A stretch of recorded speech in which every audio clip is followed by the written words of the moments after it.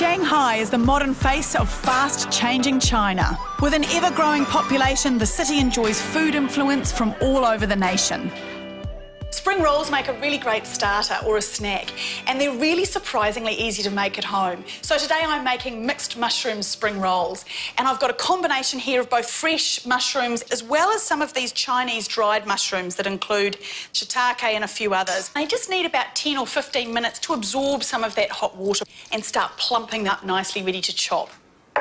Now I'm going to get into my fresh mushrooms, and I've got some beautiful oyster mushrooms here, these shiitake, as well as these lovely little button mushrooms. And they're quite a good sort of inexpensive filler.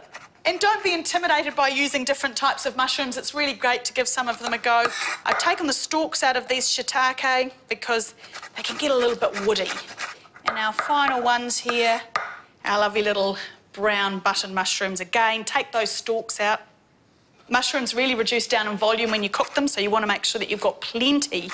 I like to have about 3 cups of these. And that will give me enough ingredients for around a dozen spring rolls. The other flavour that I'm going to use are these Chinese garlic chives. I've got about 4 here for my 3 cups of mushrooms. They have the flavour of both garlic and spring onion at the same time. They're really marvellous. So just a nice fine chop on these. Oh, I can totally smell that beautiful aroma coming off those. It's quite grassy. Now, because they're so strong, I've probably got about 1/4 cup, but I can add more if I need to for flavour later.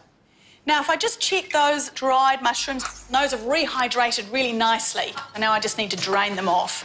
I'm just reserving that liquid because it's really taken on the flavours of the mushrooms, and I can use it later in my cooking. I really love dried mushrooms as a bit of a standby in the cupboard because they do give you a slightly more exotic flavour. You get a greater variety in the dried than you can sometimes find fresh. All right, now I'm ready to cook these mushrooms, and I'm using a wok for this, of course. Get that wok nice and hot. Now, you don't need much oil, just 2 tablespoons. In with our mushrooms. And your chives in there and the dried ones. Keep moving those mushrooms around so that they cook nice and evenly. You'll notice that they reduce in size. Take a little pinch to make sure that they're cooked through. They need a little bit longer. Take that heat down and just let those continue to cook through while I make a little sauce, which will just start to bind the mushrooms together. First thing I need is 2 tablespoons of soy sauce, and I'm using quite a light one here. I don't want to overpower the taste of those mushrooms.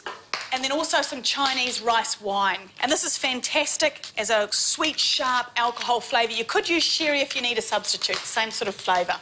A little bit of corn flour or cornstarch. Just 1 teaspoon of that in there.